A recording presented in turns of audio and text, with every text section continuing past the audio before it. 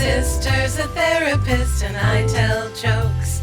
We both want to help all kinds of folks. Hello, and welcome to My Sister's a Therapist. This is a podcast where a stand-up comedian, me, Virginia Jones, has conversations about pop culture, pop psychology, regular psychology, and regular culture with a therapist, my sister, Laura Ryan. Hello, I'm Laura Ryan. I'm a licensed marriage and family therapist, but my main credit is sister to geriatric joker, Virginia Jones. Okay. All right. Laura spent her whole life explaining to me that we're not that different in age. My sister Virginia once said, when you're my age, yada, yada. And I said, you mean in 2 years? Exactly. That's when everything really comes together for you. When you're my age, you'll get it. You'll get that having a head cold might last you 3 weeks. You'll understand that you'll never sleep for 8 hours again. Okay? You get it. I get those things now. Laura, on this podcast, we take turns bringing up a topic to surprise the other person with. And this week is your turn. What are we talking about today? Today, we have a listener topic, my favorite kind of topic. This was an email sent to hello@mysistersatherapist.com. If you want a show with a topic you like, please send us an email. Hi, I recently listened to your episode on BFRB behaviors. So that is our It's Tricky, TRICHY episode, if you'd like to listen, and found it to be very interesting and relatable to me. I have struggled with similar issues as of late, similar to the person who wrote in, having shoulder pain and clicking from repetitive movements. I'm an adult thumb sucker. This all started as a child, and there's a lot of shame surrounding it. There was a point when I was about 7 that my mom made me stop doing it, which was basically the beginning of me hiding it from family and everyone else, sucking my thumb only in private. I only recently got the courage to be able to tell my therapist about this, and my husband still doesn't know. My therapist recommended hypnosis, which I remain curious about. Sincerely, listener. She wanted to do an episode about thumb sucking, but I feel like all that is covered in our BFRB It's Tricky episode. So today's episode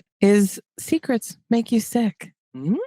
Laura sucked her thumb for a pretty long time. Laura sucked her thumb till she had to have a special retainer to keep her thumb out of her mouth so that she would look nice at prom. I'm kidding. It wasn't that late. I feel like it was maybe 2nd or 3rd grade. It was actually quite brutal. If you stuck your thumb in your mouth, it would cut into the skin. Wow. The beauty of that is when you're sleeping, it also cuts into your tongue. Fun stuff. I am amazed that our listener keeps it a secret from her husband. How do you I don't know how you do that. It would be easier to cover up than smoking. That's true. Thumb sucking doesn't result in a smell. You just have to keep a little washcloth to dry your thumb off. You're trying to hide the secret, so you just do thumbs up and let it dry in the wind, and your husband will just think you're a really positive person. And while we're on the topic of the thumb sucking, I'm just going to tell you, listener, hypnosis, I think, would be a really, really good strategy for this. I find that with compulsive behaviors, hypnosis is really, really effective. I would give you 2 thumbs up on that. Laura's going to recommend against the retainer that keeps your thumb out of your mouth. Please don't do that. It was very painful. And then you have a big slice in your tongue. This is tricky because you're using it to self-soothe, and it makes sense to me that you would want to keep that strategy. That's what I talk to my clients about. There's a cost to everything we do. If the thing I'm doing, no matter what that thing is,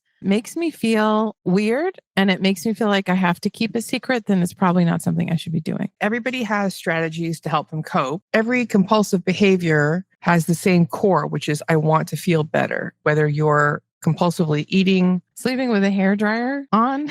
We think of them as all different, but they're all the same. Porn addiction, video game addiction, you're using it as a Xanax. No matter what it is, it's doing the same thing. The problem with all these things, you're trying to fix an internal problem with something external, and it doesn't work. You have to be able to fix that problem internally. If I have so much anxiety that I really need to suck my thumb all the time, I need to figure out how to resolve that. My first quote is, one of the most important and continuing lessons from my years in Al-Anon and therapy is from a slogan the group uses, adopted from Alcoholics Anonymous. You're only as sick as your secrets. Once you have a secret of any kind, you are setting yourself up to lie about it. You're setting yourself up to be dishonest with the people in your life. No matter what that secret is, it can be something small like, I really don't care for birds. Or it can be something big like, I'm $800,000 in debt. Keeping a secret is bad for you. I have a writing bump on my left hand. And when I was in elementary, middle, and high school, I was writing all the time. So it was pretty big. It's gone down a lot as I've aged. You don't have a texting hump. I actually don't remember how to write anymore. I've become illiterate. I don't know how to read, nor do I know how to write. What I notice when I have people who come in to see me for nail biting or skin picking of the fingers, they have all of these strategies for hiding their hands. And I can absolutely relate. I would do all this weird stuff with my other fingers to try to conceal this writing hump. And I was really self-conscious about it, but it took up so much energy. It was super strange. I was just thinking about this the other day. Every day we're new people. I can think about the person that I was 10 years ago, but I don't relate to her on everything. At one point, I had a great big bump on the side of my hand. I went for the option plastic surgery. I know that it happened. I know that I did it. I remember that my husband didn't go to the hospital with me. Thanks a lot. I can't put myself in that physical space. I don't really remember it. Every day I'm making new cells. I'm shedding old cells. It's weird how your memories become disconnected from your body. To me, it's weird that I cared. It's really small now. It's barely recognizable, but I think if it were bigger, I wouldn't care. Right. The gift of being 50 is Whatever. so many other things to care I about. have toilet paper stuck to my shoes. So what? Who's going to see me? The Queen of England? We don't even have Exactly. a queen anymore. I could be the Queen's grandniece. There's an article from Sarah Sarkis called The Psychology of Secrecy. You create a place for the secret in your mind, a nook where no one will notice except for the carrier of the secret, who thinks about it all the time. There's rumination over the secret. There's constant internal rejiggering of boundaries in order to keep the secret safe. And there's a vigilance that comes with this type of process. This is how secrets also have a partnership with suspicion and paranoia. If you're carrying a big secret, you're essentially always on the alert to keep the secret from being found out. And it also makes us unconsciously view the world from a lens of mistrust and withholding. The most secretive people always have the most to hide. These skeletons stuffed in the proverbial closets will eventually own you. They will dictate how you move through the world at your most basic interpersonal level. What's another thing that you kept a secret that seems dumb now? I was thinking to myself as I was preparing for this episode, I have 2 other people's secrets that I have kept for 20 or more years. And I'm very proud of that. My mother was very much of the mind that we keep no secrets. We tell everyone everything because she came from an alcoholic family and secrecy was such a big part of it. I have always been really bad at keeping secrets. I remember when I was married, even though my husband was spending my money like it was growing off of a tree, he was very critical of the money I spent on clothes. It was okay for him to buy 800 DVDs, but if I went to Marshall's for the afternoon, my God. So I started hiding the clothes. I would hide them in the car when I got home. When he wasn't there, I would put them in the closet. He'd say, "Is that new?" And I would say, "Nope. Had it forever." My friend's husband was throwing a surprise 40th birthday, and I hate surprise parties because I hate secrets. And I remember I was standing in her bathroom at her house. She was talking about whether or not she should get her makeup done for the night. She was saying, "Do I really need to bother?" And I said, "Yes, you absolutely need to bother." And she's like, "Why are you so twitchy? No reason." Why is it so echoey in here? Secrets keep me twitchy. I know that Virginia enjoys holding a secret. She's kept a lot of secrets from me over the years. I've definitely done the hiding purchases from husband one. He had some 1950s feeling that the man controls the money he was tapping into, even though I had a good job and was bringing in the bulk of the cash. I have kept a lot of secrets from my sister. Why? Because I didn't want to be criticized. I guess those are most of my secrets. I don't want to be criticized. I don't want to be judged. Then you tell me the thing, and I still criticize and judge you. It's just later, and I'm more mad about it.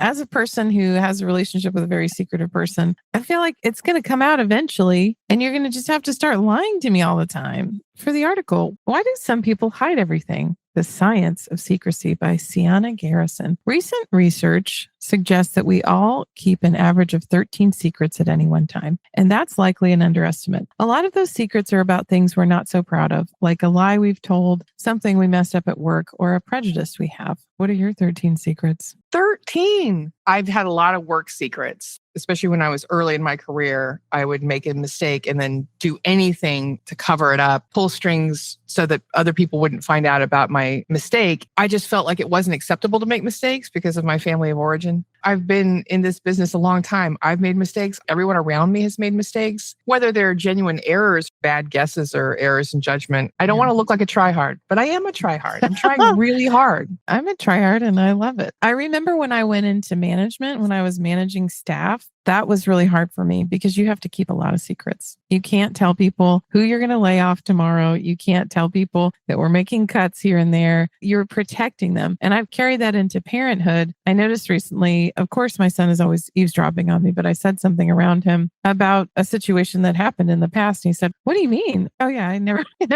told you that because it wasn't your business. Because it wasn't your business. And also, if I had told you and it didn't go the right way, you would have been disappointed. In situations where I have been about to leave a job, I feel this pressure sitting at my desk. Everybody has to quit their job sometimes. It's something you have to do. There's this weight on me that I had to leave this job. I don't know how people do it. I don't know how people keep secrets like this. It feels terrible. When I watch television shows that are true crime, I just think, how the heck did this person do this? How on earth did you keep this to yourself? Have you heard about Rita Crundwell? I sure haven't. Please let me know all about Rita Crundwell. Rita Crundwell is from this little town in Illinois, the birthplace of Ronald Reagan. She was in a political position where she had access to the treasury of the town. She ended up embezzling, I think, $57 million over a really long period of time. She bought all these horses and became this really famous horse breeder. But I just thought, how did she do that? And there was an interview with the lady who caught her. She reported her to the FBI. So for a month, this other lady had to show up for work every day and just pretend that everything was normal. And she said that she gave herself an ulcer and was throwing up every morning. I feel like that's how I would be in that situation. I cannot hold on to big secrets like that. Our dad would tell me secrets that other people weren't supposed to know. At the time, it felt good because I felt special. The golden child who knew things. It wasn't good for me. It wasn't good for my relationship with my siblings. It was more than I had the capacity to hold as a tween and young teenager. I read a story about a man who had unalived a lady with his friend and then went to basketball practice. How do you do that?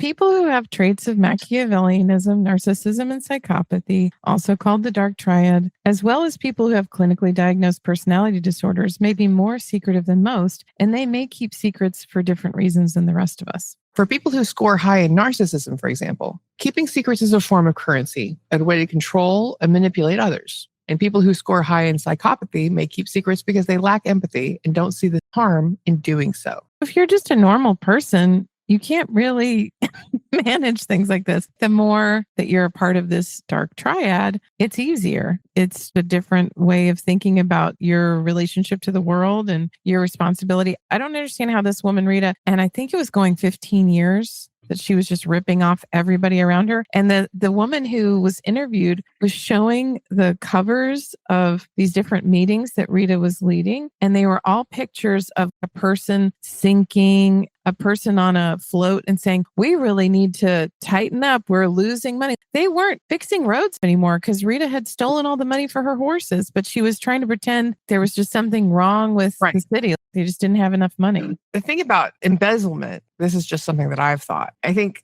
the first time you do it, it's really hard. She had to have her heart jackrabbiting in her chest. Every noise became someone was going to discover her. Once she got away with it, it's just another tool. I can get more money this way. I need another horse. She's solving her problem. The problem is being solved. She's letting everybody else know it's their fault. The mistake she made was she left town for a couple days. This other woman was looking at the accounts and saw, wait a minute, what is this account with a weird name that I've never heard of before? And it turned out it was going straight into Rita's checking. When you live in a small town and a woman you know just keeps buying horses. That's a big part of the LA experience, is trying to figure out where people's money comes from. And the answer is usually family. You're very aware of what cars your friends drive. How does someone who is shooting 2 commercials a year, always wearing designer clothing, where does that money come from? I think it's that a lot of people don't know how expensive horses are. These horses that she was breeding were averaging 15, 20 grand. And most people have no concept that a horse would cost that much. If you've ever tried to buy horse semen in the mail, you need to call somebody. It's an expensive endeavor. Speaking to our listener who probably isn't a sociopath, if you're just a normal person keeping secrets, it actually does wear you down. There's an article called Keeping Secrets Can Make You Sick by George Spencer. For the past 10 years, Michael Slepian, an associate professor of leadership and ethics at Columbia Business School, has conducted hundreds of studies on secrets. After asking 50,000 people to open up about what they keep hidden, he has found that when people keep secrets, they can suffer physical and emotional harm. Like the accounting lady, it's a stressor. It's gnawing away at your stomach. And she had to keep a secret for a relatively short amount of time. Keeping secrets is like any kind of dishonesty. It occupies this part of your brain space that you need to keep track of. It weighs on you. That part of your brain isn't available to think about other stuff because you have to remember that you said these shoes cost $12. So, I'm a big fan of the show Love is Blind. And in the season I'm currently watching, there's a man on there who's a huge liar. Big Alex. Big Alex. And Big Alex just lies about absolutely everything. One of his lies is a math-related lie where he says that his grandparents were married, I think he said 60 years, and he said his grandpa died at 65. Make Some that people work, get bro. married young, and that's a cultural thing. Right.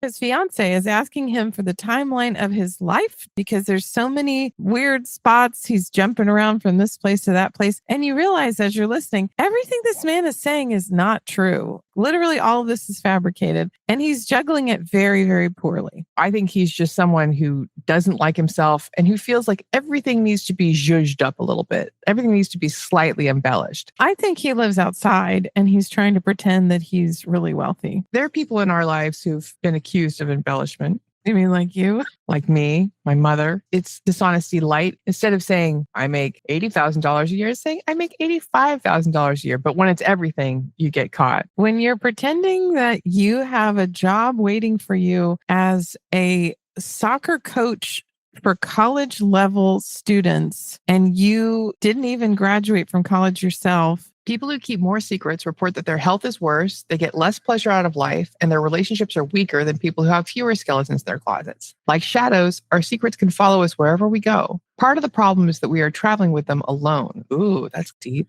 It's very isolating. Alex has this whole weird world that he's made up for himself. Your boyfriend and mine, John Hamm, from Mad Men, his character, he's constantly hiding and worried. He's constantly stressed out. No one truly knows him because he can't be known. He can't tell anybody about his real origin story. A lot of times people like Alex are lying because they feel that they're not enough and they've never been enough. And Alex, let's face it, probably isn't. That will make you less happy. You think, I'm going to make my life look better than it is, present myself as this other person. That keeps you from truly being known. It can be very isolating. Sometimes when you meet someone who really doesn't want to say anything about themselves at all, I think it's because they've told a lot of porky pies and they don't want to get popped. The internet and the current state of social media makes it both very easy and very hard to lie about yourself. You can make a TikTok saying you're a multimillionaire, you're having champagne on a plane with Rihanna every day of your life.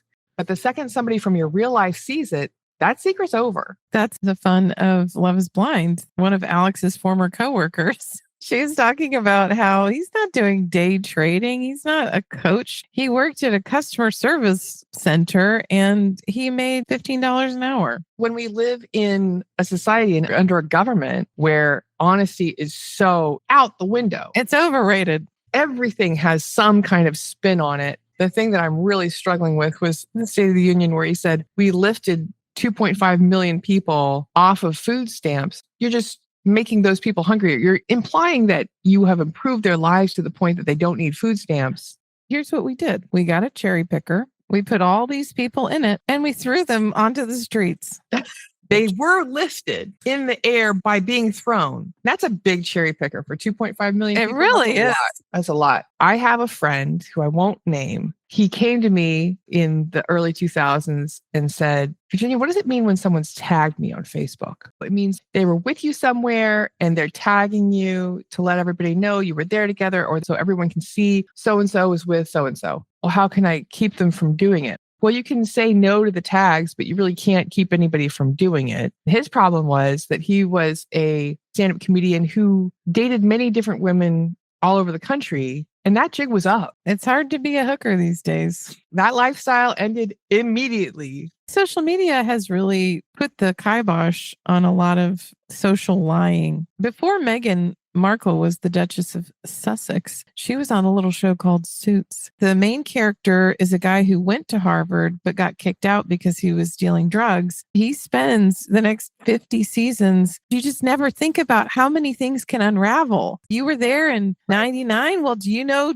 Greg? I don't see you in the photo album that I just found in my garage. It's crazy. Why Your Secrets Are Physically Making You Ill by Jennifer Solarte. Keeping secrets makes you sick, so we're going to try to work on not keeping secrets. In 2019, at one of the first big events I ever did, I publicly spoke about my essay. My daughter, my mother, and my sisters were at the event, and I even got choked up talking about it. I was scared of what they would say because her essay was with her dad. But guess what? They said nothing. Once I let it out that one time, it was like a weight off my shoulders. I felt free, and it was a feeling I had never felt before because I had kept it for so long. It's really important, listener, to let everybody in your life know about the thumb sucking. If you take one step back from it, you'll see that it's not that big a deal. It is a habit that you have carried with you through adulthood. I understand that it can be embarrassing. It's not like you dropped out of Harvard. Well, you were kicked out of Harvard. I think the issue to me is part of being married is about letting them see your soft underbelly and being completely vulnerable and honest. If you don't feel like you can do that, that's a problem, in my opinion. I was friends with someone who was a compulsive dater. Even though she really wanted to have a boyfriend, that was concerned that you really have to be yourself. She had this idea that she had to be this super successful woman to be loved, to deserve love. And I kept telling her men don't care. Also, if somebody really loves you, let's say I've been married for 10 years and I find out the secret about my partner, if it's not something that's harming the marriage, they might think it's weird, but they already love you. So I think there's some warmth around. I do understand our listener because just admitting to your partner that you've been lying about something, that becomes the secret, not the secret itself. So many secrets that aren't about crimes are based on shame or based on wanting to be liked, wanting to appear as slightly better than you are, a more socially acceptable version of what you are. So the first step has got to be self-acceptance. The first step is not just telling everybody everything. You need to examine why you keep these secrets, what it's getting you, and how you can release yourself from them. Also, what it's doing to your body. From the same Slepian study, the physiological stress response triggered by secret keeping can lead to elevated cortisol levels, increased heart rate, and even higher blood pressure over time. These changes in bodily functions can increase the risk of developing heart disease, gastrointestinal problems, and other chronic conditions. Cortisol messes with your sleep, weight, stress, your brain. It's a silent killer, is what I'm saying, Laura. Secrets can be isolating. You are scared and ashamed of other people finding out that you collect vintage railway tickets, or you are addicted to very expensive horse semen. Why am I addicted to very expensive horse semen? I don't know. What am I doing with it? Painting my nails? This is part of why I don't want to be married. I don't want to be known that deeply. I don't want all of my secrets to be exposed. And most of my secrets are silly, but they're mine. I'm going to go out on a ledge here and say all of your secrets are silly. The things that you tell me that you've been withholding, I just think that is so dumb. Why is this a secret? And I guess I'm dumb. This is when it all comes out, folks. Well, I'm dumb. Now we know that. In a notable study, Pennebaker asked participants to write about traumatic or distressing experiences for 15 to 20 minutes over several consecutive days. Those who disclosed their feelings and experiences in writing experienced fewer visits to the doctor and reported better overall health compared to participants who did not disclose these events. While the participants weren't necessarily sharing secrets, the study underscores the importance of emotional expression. The findings suggest that suppressing emotions, whether through keeping a secret or other forms of concealment, can be harmful to both mental and physical health. Sharing a secret with a trusted person or even writing about it in a journal, as seen in Pennebaker's studies, can alleviate the psychological burden and improve mental well-being. Therapy can be particularly effective because it offers a confidential space where individuals can explore the reasons for keeping the secret and work through any associated emotions. If I had $1 for every time someone said, I have never told anyone this thing, I could retire. Have you considered putting a little box in your office with a slot in it for $1? Sorry, you said the magic phrase and now you have to put $1 in the slot. I would have made $3 this week. From the article, The Psychology of Secrecy, Sarah Sarkis asked the question, so what's my strategy for working with secrecy and how do we change our relationship with it? Instead of addressing the secret itself, focus on the shame, which is the substructure that secrecy protects. Start to explore the role of shame in your life. Where is it present? How does it operate? Approach it with an outstretched palm, down on one knee, look it in the eyes. What are the things that motivate secrets for you? I don't keep them. The only secrets that I keep at this point are I have to keep all my clients' secrets, obviously. I don't tell my son a lot of stuff because it's above his pay grade. I don't want to deal with his disappointment if the thing doesn't work out. Or if I'm really upset with somebody, sometimes I'll hold on to it for a little bit to work out how I'm going to address it before I tell them. It's really hard for me to hold on to a secret of my own. I'm an auditory processor. So if I'm dealing with a problem, I really feel like I have to tell everybody I know about the problem until it's done. If you'd been thumb sucking your entire life, if you never got your retainer that cut into your tongue, how would you tell your husband? I would go to hypnosis and deal with it first. And then I would get married. She should get a divorce. Just call it. Burnt. Just call it. If it were my husband and I was still sucking my thumb, I would say, hey, Jerry, that's my husband's name. I've decided I want to tell you something and it's really embarrassing to me. So I want you to try as hard as you can to keep your face neutral because I don't want to feel judged. I've been withholding this secret from you for a really, really long time and just hear me out. Let me speak. And then I would share. Also with the information, I'm seeking hypnosis. I'm going to try to kick this thing because I guess if you tell everybody in your life, now I could just suck my thumb publicly. I would play this podcast.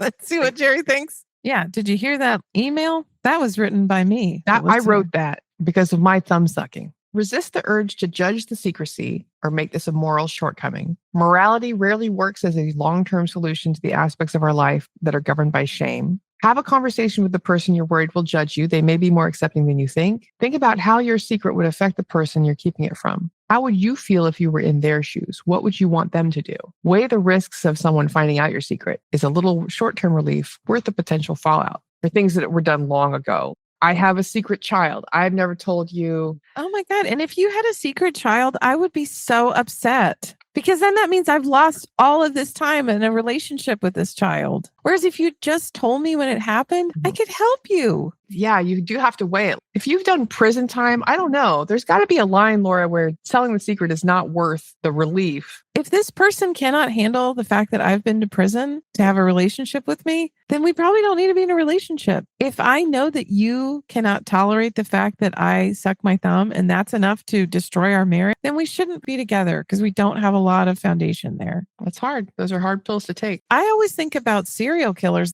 Bro, how did you do it? And they were married, most of them, many of them. How did you lay next to your wife after you just killed 3 women and just like a baby. hang out? Yeah, how did you do that? But it's because you're part of the dark triad. Also, why are you killing a bunch of women? Right. Like there's Day something one. else. How Yeah. come? Because that's what I found watching Dexter. Holy cow. It was the stress of hiding his secret. That is the thing that bothered me most. What you're doing, I totally sign off on it. If you got to kill some horrible people who deserve it, that's fine.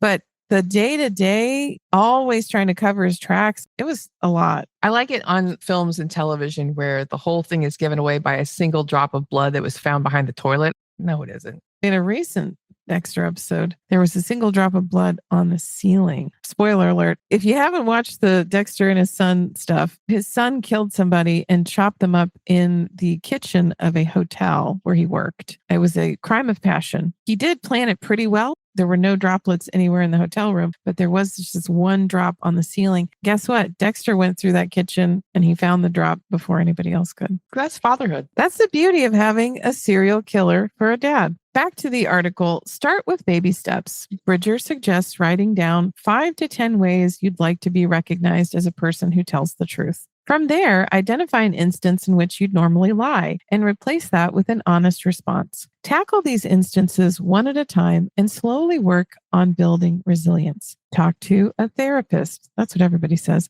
If your secretive behavior is affecting your jobs and relationships, it's time to seek out outside help. As licensed clinical psychologist and author Dr. Kim Chronister says, it's important to understand that holding secrets can be a good boundary to hold. The question ends up being, how toxic is it for you to hold that secret in? Who is the safest person to reveal that secret to? Figure that out, and you should feel okay about your decision, whether you choose to disclose or not. I think, as I've previously stated, that secrets make you sick. I know you never watched Downton Abbey. I'm revealing in this episode how much TV I watch. In Downton Abbey, one of the characters has a love child and goes to Europe for a while to learn French for about 8 months. She ends up giving the baby to a family who work on the farm where she lives. And it becomes a huge problem because she knows that her daughter is within spitting distance of her home. She can't tell her mom. She can't tell her dad. She can't tell her siblings. And she goes over there and looks longingly over the fence. It absolutely tears her to bits. In this society, in that world that she was living in, it wasn't a good idea to have a baby out of wedlock. And also, it would have been better to just tell your mom at the beginning. I also feel like most of your secrets, there's probably a solve for them. How do I get help if I don't tell anybody? You can find out that someone has killed a bunch of people. You don't know what hurt they're coming from. You don't know what childhood abuse they had. On paper, Dexter is just as bad as any of them. He believes that he's coming from a moral superior point. He isn't. How dare you? Everybody kills somebody sometimes. Sometimes. The Smith song, This Night Has Opened My Eyes, is the retelling of a play that was a movie about a girl having a baby out of wedlock and having absolutely no support, not knowing where to go. And she did not have a rich family to send her to France. And she did not have a humble farm worker to adopt the baby. Knowing that has made that song infinitely sadder. I was having a great conversation the other day with my partner who said, "Oh, the Mountain Goats are coming. Do you want to see the Mountain Goats?" And ordinarily the answer would be yes. They're going to be playing their most recent album. And their most recent album I've listened to once, and it's the most depressing thing in the world. It's about a boat of people who are shipwrecked. The songs are just them dying one by one. And then there's the last guy standing. There's no indication that he gets rescued or that anything good happens to him. He probably just dies. It's hypocritical to say the Mountain Goats are too depressing. Criticizing the Mountain Goats for being depressing is like criticizing C-3PO for being made out of gold metal. And he has a silver Except for that leg. Refer back to our Mandela effect episode. Virginia, what are your final thoughts on this topic that our listener didn't know she was bringing, but did bring to us? I want to say thank you for writing us. Good luck with your hypnosis. I hope you're doing it and it's already helping you. If hypnosis worked, does she need to tell her husband? She could just stop doing it. That sounds like something you would do. Yes, if you truly want your husband to know your entire lived experience, you will have to tell him that every day we've been together until today, I have sucked my thumb. When you're dishonest to people who love you, question what it is about yourself that you think is so bad that they can't know. Why is keeping secrets inside yourself so important to your image, to the rest of the world, to your self-image, to your well-being? Because Laura's right. You probably will be happier if you never have any secrets and never have to remember who knows what or anything else. Laura, what are your final thoughts on this topic? First of all, I would like to thank our listener for sharing this topic with us and sharing her secret. Probably even the act of writing the email was another way for her to release some of this stress and pressure on her body and mind. Unlike Virginia, I think that we should just share things when they come up. Hope that our family, friends, loved ones can tolerate it. And also know that if somebody isn't for you, then they're just not for you. And that's the facts. If the fact that I stole an ice cream cone in 3rd grade is going to break our relationship, then I need to know that. I just think that people are very motivated to keep their relationships and they don't want to find out if the person is not for them. That's an unhealthy inclination, in my opinion. Being in a relationship means finding out if we can be together. Can you accept me as I am? Can you appreciate all of the good, bad, and ugly about me? I know when we're talking about crimes, that's a different issue, but most of the things that we can tell our partners are not going to create a legal situation. I need to know, can you tolerate my problems? Can you tolerate my, as they say, shadows, the parts of me that maybe aren't that great? And if you can't, I need to know that up front because this relationship isn't worth anything. Laura, where can people go if they want to find more information about your practice or about this podcast on the internet? If they would like to work on their thumb-sucking issue or any body-focused repetitive behavior, they can find me at lauraryan.org. If they're interested in following my incredibly informative TikTok.